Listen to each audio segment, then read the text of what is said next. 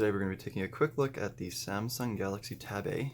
This is the 10.1 inch screen 2019 model.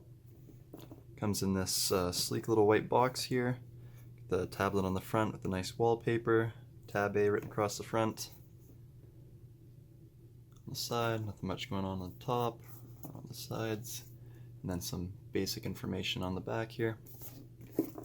This tablet comes in 3 storage capacity options, the 32 gigabytes, which is what I'm showcasing here today, a 64 gigabyte model, and a 128 gigabyte model. At the time of me making this video, you can pick up the 32 gigabyte model at Best Buy for $229.99 or the 128 gigabyte for $329.99. For those living in Canada, you can pick the 32 gigabyte model up for $249.99 or the 128 gigabyte for $299.99. So, that being said, let's just pop this box open. And the tablet is right here at the front, which is nice. Covered in this kind of protective sheet to prevent fingerprints and scratches and whatnot. Let's take that out. I've been in here once just to give it a quick initial charge and to go through the setup, but you'll have your travel adapter, pretty standard.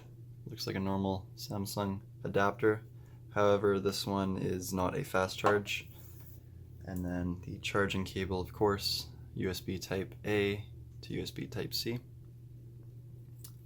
And then the standard papers that come with every tablet or smartphone, just probably some warranty and reference to get started.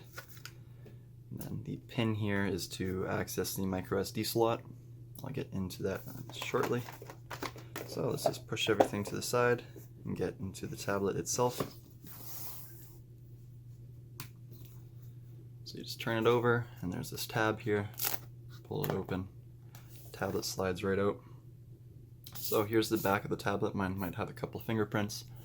So I have the black model. It also comes in a silver and a gold. It's a nice aluminum backing. However, there's a small plastic piece at the top here by the camera. But I think that is the only plastic on the exterior. Turning it to the side, you see that it is fairly thin. It's 7.5 millimeters thick and weighs approximately 469 grams.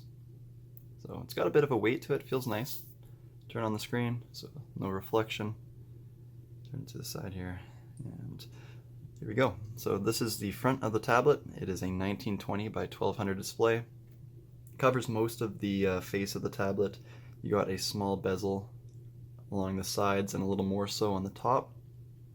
It's a 16 by 10 viewing ratio, so this is especially good for watching Netflix or YouTube or whatever streaming service you use. You're rarely going to have the black bars on the top or sides, just depending on which orientation you're holding it. But yeah, like I said, you're not going to see those black bars just because this resolution is optimal for watching video.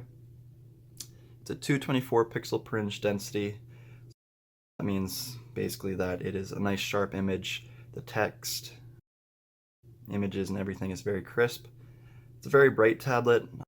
I'm about half brightness right now, but you're going to have no problems in dim environments or even using this tablet outside. You can adjust the brightness accordingly, and yeah, you should always be able to see your screen. Taking a look now at the top, you have the 3.5 millimeter headphone jack, which is always nice to see on a tablet. They seem to be doing away with these on modern smartphones and tablets for whatever reason. I guess they assume everyone has wireless, but that's not always the case, so nice to see that. You got the microphone up there as well. Turning it onto the side, you have the screen awake and sleep button there. Also the power, volume up and down, and then of course the micro SD slot I was talking about earlier with that little tool. You can access that. This supports micro SD cards up to 512 gigabytes. That may influence your which model or which storage capacity option you decide to buy.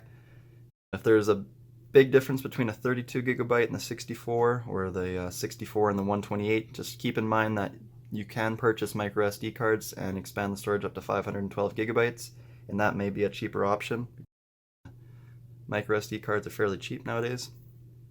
Turning it on to the bottom of the tablet, hopefully that focuses, you have the 2 stereo speakers on the bottom and the USB Type-C for the charging and to connect to your PC.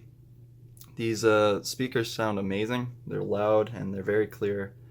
Very good quality from a tablet, honestly, even at this price, but even a higher range tablet, I mean, these are great speakers. And I'm just going over a few of the specs now. The CPU is an Exynos 7904 8-core processor. The GPU is a Mali G71 MP2 Max Boost 770.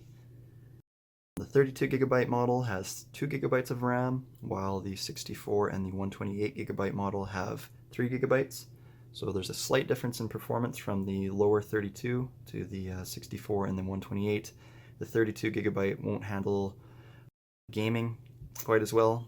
However, with that being said, this tablet isn't really a gaming tablet, so that may not be an issue.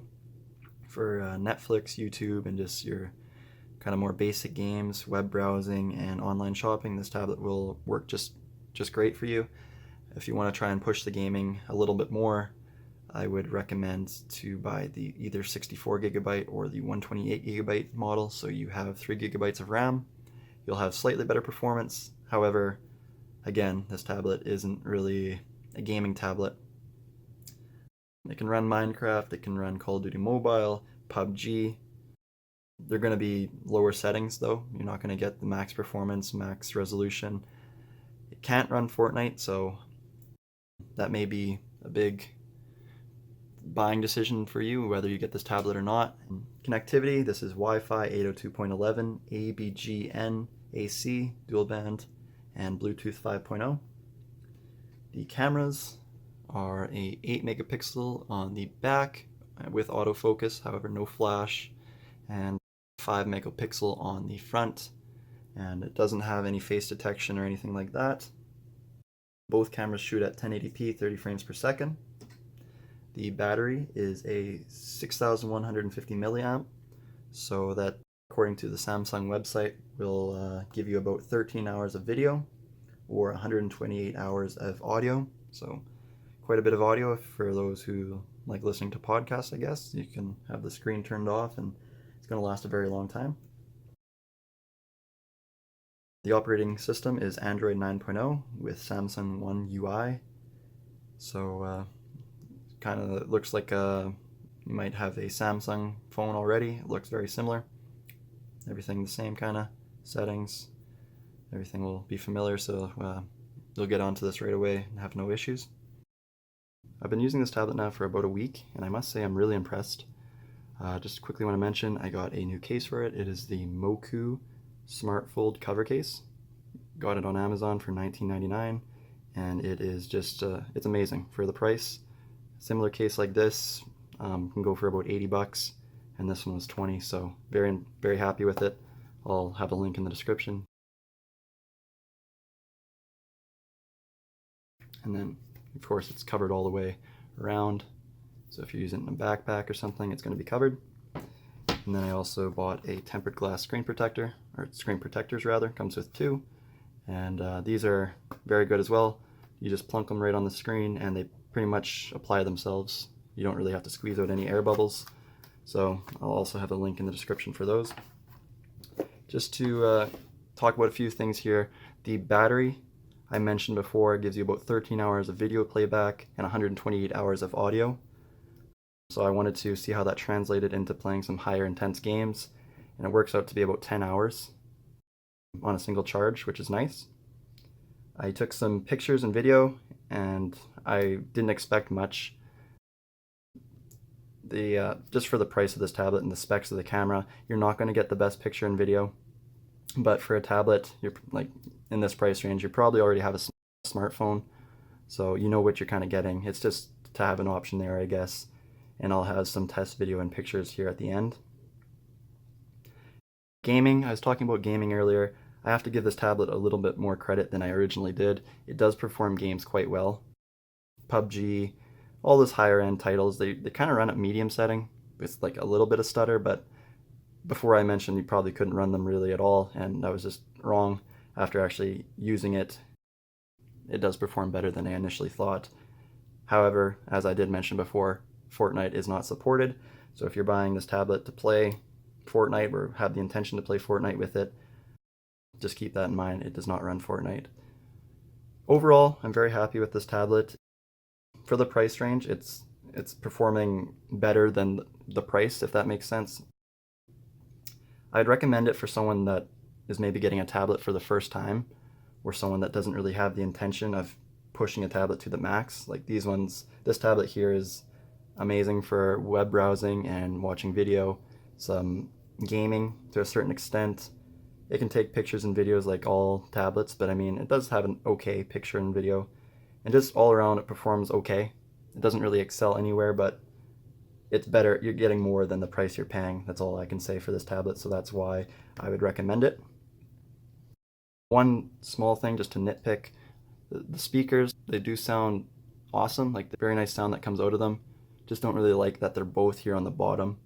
Just kind of doesn't give you that 3D kind of stereo sound. And if you ever like laying in bed or something and you have, you know, it pushed against your body or something, you're going to get that muffle. As opposed to if you had one on either side, then you can prevent that. But that's just picking on the small things here. It's nothing really too important. So yeah, that's my impression of the Samsung Tab A after using it for a week. Highly recommend it, and I hope you guys enjoyed the video. If you have any questions, just please leave them in the comments, and I'll get back to you as soon as possible. Thanks for watching.